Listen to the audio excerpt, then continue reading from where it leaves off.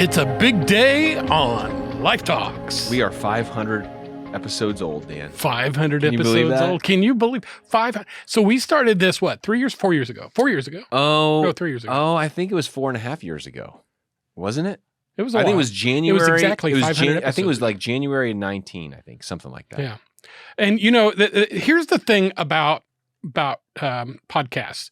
It's like people who want to write a book and people who want to preach. Yeah. They've got one or two chapters, one or two sermons, or one or two podcasts, and they are so brilliant that they just need some outlet for this flash of amazingness that they have. And then after about 2 or 3 episodes or chapters or sermons, they're like, I don't have anything else to say. But we don't have that problem because we are blabbermouths. We never have enough time to say what we want to say. That's true. And the fact that you keep us at 21 minutes, almost every episode within just a few seconds. It's unbelievable. It is unbelievable for people who particularly know me. If Dan was by himself, most episodes would be 30 minutes. Oh no, they'd be 50. They'd be 50 because that's how long I preach. But no, I'm Ben. This has been a fun ride. Oh man, it's been amazing. And I think this was your brainchild. Yeah, I'd wanted to do this before you were on staff. Yeah, actually. and you want to do this, and really, I think it's provided the perfect opportunity for us to talk about the things that we want to talk about, help our church to engage in God's word and Christian living, and there's just a plethora of things that we never get a chance to talk about on Sunday morning, and this is the perfect opportunity to do that. Yeah, and the other thing is, this is my vent area. I've always been this way. So you've known me since you were a kid, but so during the 80s and 90s, I put out a little newsletter that was called While I Was Musing. It was 4 pages long, printed it off initially like on one of those copiers where it was wet when it came out, and we would mail it. And I had a mailing list of about 600 pastors around the country, and I would mail it. And people were always like, and I would stir stuff up because that's, I'm a pot stirrer. Then in the early 2000s, blogs came out, and I was one of the first ones to start a blog. I used to read it all the time. Yeah, it was Worldviews. Worldviews, WHIRLED. Yes. And that actually took off, and it became a radio broadcast. I had a 5-minute commentary for about 7 years, and then I also was a syndicated columnist with world newspapers, and so that was it. But then people quit reading, and so podcasts were the next one. Can I go back a little bit, because my favorite blogs that you ever wrote were when you would rant. And you would just rant, and it was just like, lose my mind. I could just tell you, Dan was in there typing 60 miles an hour, just typing his rant out. I'm like, love this guy, because you would always say something that would just, I don't know, it just brings a smile to my face. When Dan is in rant mode, it's one of my favorite kinds of Dan. It's like watching a car wreck. You can't turn away. No, it's just like because most people are so, how do I say it? They're afraid to share what they really think. And what I love about you, Dan, is that you are not afraid to share what you really think. But the flip side of me that's always really important, that I always want to emphasize, is in my most aggravated moment, when I'm at full scream and full rant, in my heart, I'm not upset. I'm not angry. No. I may be aggravated, but I'm not angry. Yeah. I'm not intentionally trying to be mean, even though sometimes it sounds sarcastic and flippant or whatever. It's just, some people just have to get it out. And that's how I get it out, is in a rant. And I feel so much better afterwards. It's like when you got food poisoning. I love it when you go on a rant in our life talks. It'd just be something that you're like, all right, I got something to say here. And then all of a sudden, like, I'm just going to sit back and like, this is going to be so much fun. So I loved ranting Dan. Well, thank you. Thank you, Ben, for putting up with me on it. The other thing I love about this is you and I get to show other people a couple of things. First of all, a side of us that's not, in the past, in the role of pastor, but also our relationship. 100%. Because this relationship that you see on the cameras and the mics, this is us as well.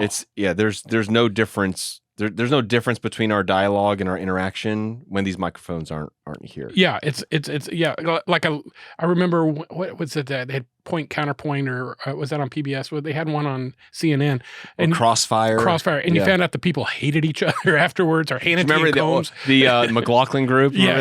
And as they got, they didn't end, and they wouldn't look at each other as they walked off. But that's not us. No, that's us. So But most of the time, you and I agree on most of the stuff we talk about. We might have different perspectives. We do, and I'm always actively looking for places where we disagree so that we can discuss it loudly if possible. And here's the problem with me, just the way I'm wired is I generally and genuinely can see other perspectives with a sense of like, yeah, I kind of get that. And it's really interesting how sometimes people will talk to me and I'll be shaking my head nodding, and it's not that I'm agreeing with them, but I can genuinely understand where they're coming from. It's because you're a nice person. I don't know if it's nice. I have this, it's a gift and a curse that when someone's sharing with me their heart and where they're at, I can put myself in their shoes and totally empathize and sympathize, even if what they're saying and thinking and doing is wrong. I'm able to say, yeah, I could totally see why that's an issue for you. And so that for me is, I always have to come. The other thing for me is sometimes when someone says, hey, here's an issue, it might take me 24 hours to figure out what I really think about that.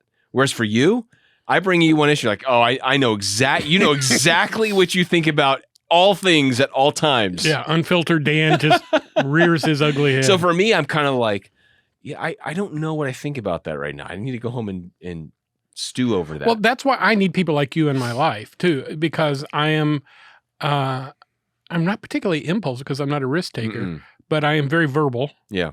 And the weird thing is I'm also the introvert.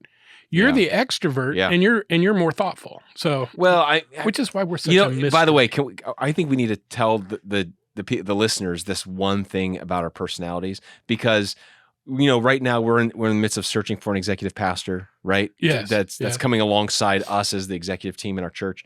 And one of the things that I thought was so funny when we hired the search firm to come in, and we both had to give our personality profile and our strengths, and they just looked at us and they said what they typically try to do is to find someone within 5 points of the giftings and personality of the lead pastor. And so they said, guess how many points are between Dan and I? Josh, any idea? Out of how many? Like, I think 18. How many are similar or different? Like I'm right here. If I'm right here, just like the opposite, or just like this whatever is 17, 16, 16. 16. We are 16 points away from not in every category. We should hate each other. We really. I mean, they looked at us. They're like, you two should not be able to work together, but we do, and I think it's because we've known each other for so long. But what I love about that is people always say, Dan's never met an idea he likes, and I've never met an idea that I don't like. But in the middle, we find this mixture of, we find what works, and I think that's really important. Yeah, and again, I think one of the dumbest things we do is surround ourselves with people who think and act the exact same way we do. Yeah, there's no challenge, there's no iron sharpening on that. That's right. You need the heat, but you've got to have this. And whether this is, I know for me, it's Christ working in me because it's not my natural inclination. But when you genuinely love somebody, and when you genuinely love truth, and you love the right things that you both love, then it doesn't become abrasive. No, it doesn't become, I can't think of any time I've ever been angry at you, which is really weird. Yeah, I can't think of any time when, now, and that's not true of everybody else in my life. But then again, you are my work wife.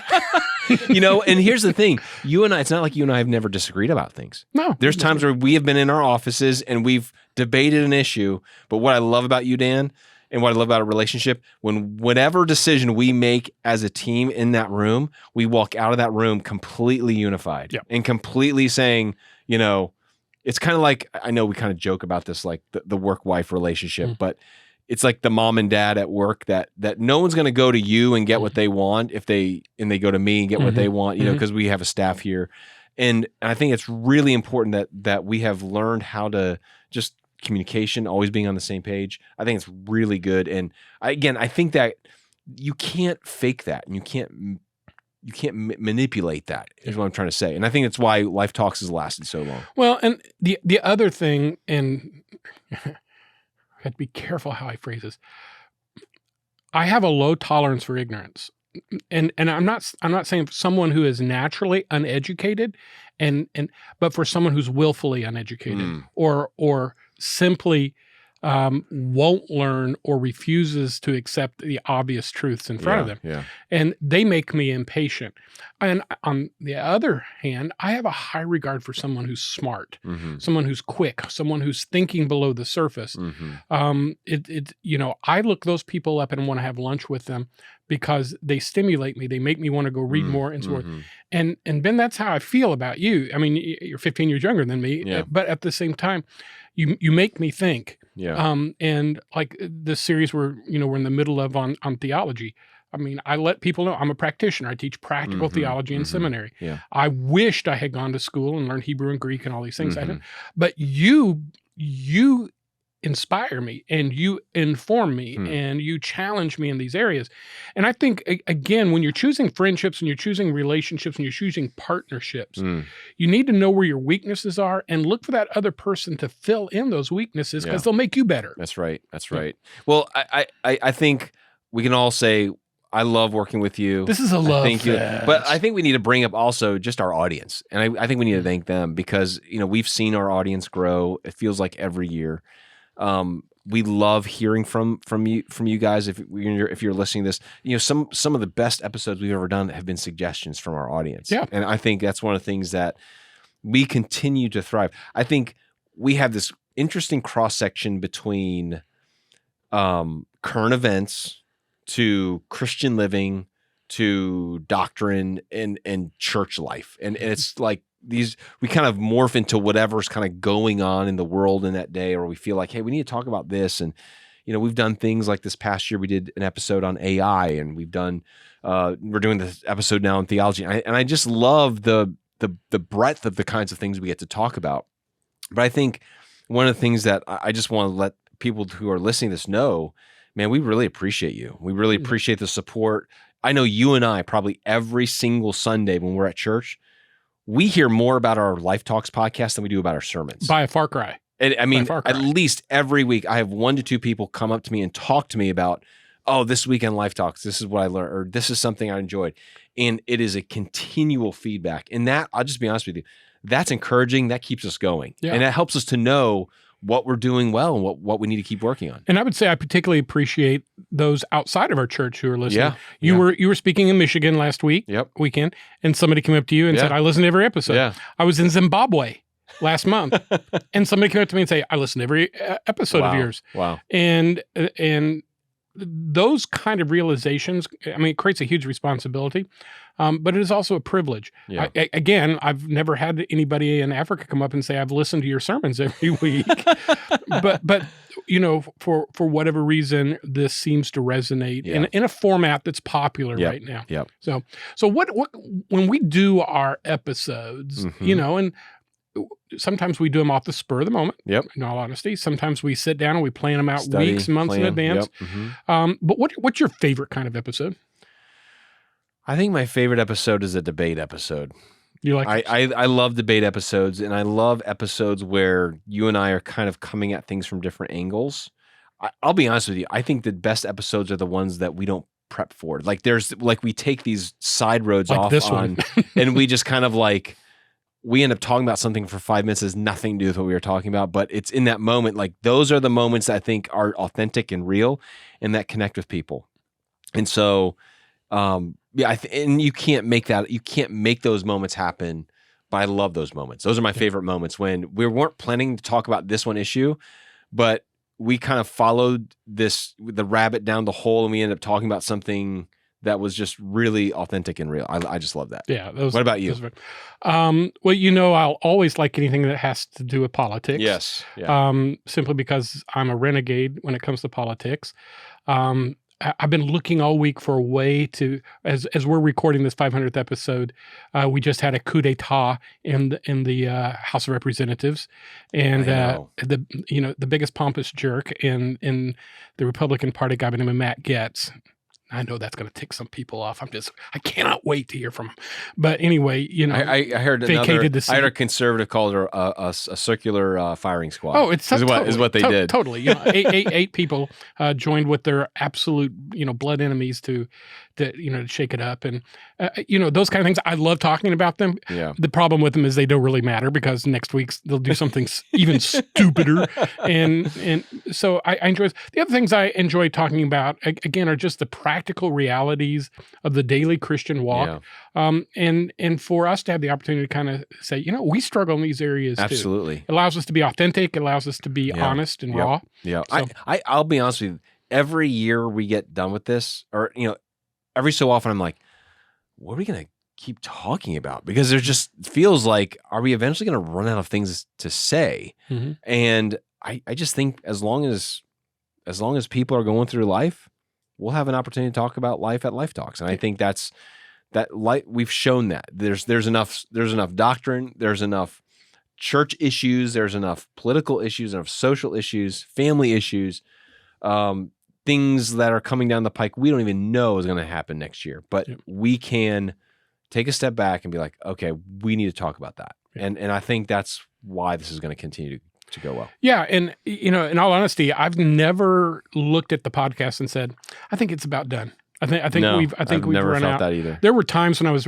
writing 200 episodes of worldviews yeah. per year. Wow. I was writing 5 per week, basically 40 weeks a year. Wow. The reality is I've never got that way with this. Yeah. And I think a large part of it is because it is conversational and life is complicated. And these are complicated days. I mean, you remember we were coming in here and doing these during COVID? Oh, absolutely. Yeah. I mean, how many COVID episodes did we do? Like, what do you do with this? And and let's pray to God we don't have to have another one of those. But how do you survive a thermonuclear war? We'll be doing it from a bunker.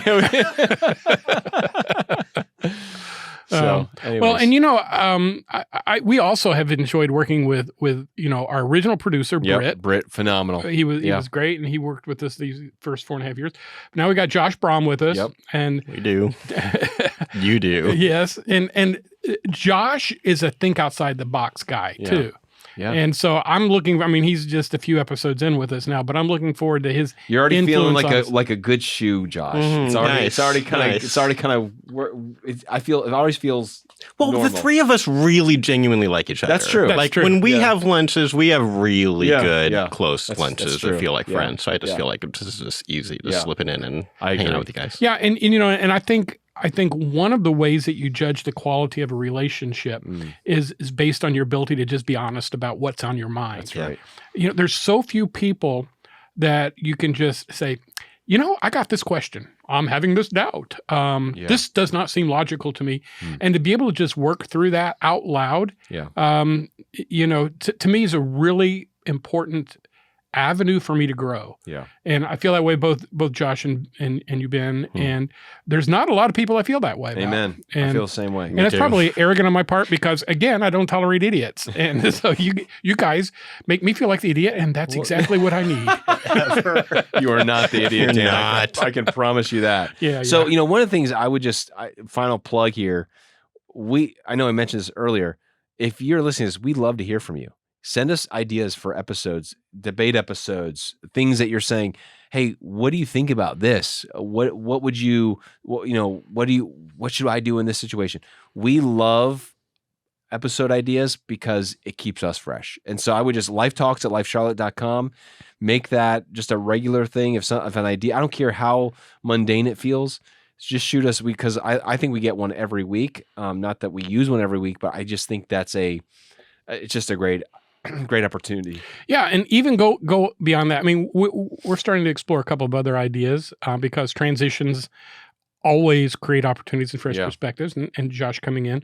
But, we've talked about, is it time for us to put up a website that's connected with that, where we can add resources, have the library of all the 500 episodes that are at your fingertips, being able to, see a little background about you and me or whatever. I would be interested at some point in finding out, where do you listen to us? Yeah. What are you doing when you're listening to us? Are you working? Are you driving in your car? Are you exercising?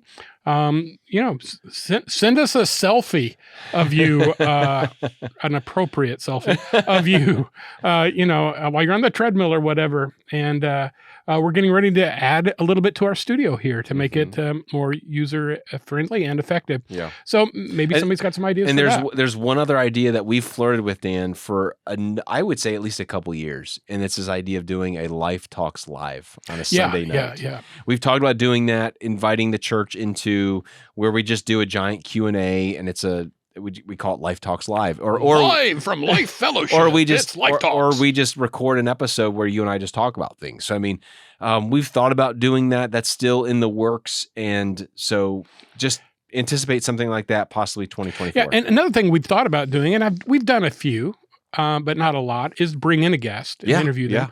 And quite frankly, the fact that we've got so many things that we've wanted to talk about, it's not really opened itself. Yeah. But if there's a guest, if there's a book that you think, hey, why don't you get the author on here and let's talk about that. Again, those are the kind of suggestions that I think we would find valuable. Absolutely. And we're hoping that by the time we hit to episode 600, that we'll be at a whole nother level. Well, we do these twice a week, so we really hit 100 every year, like another 100 marks. So yeah.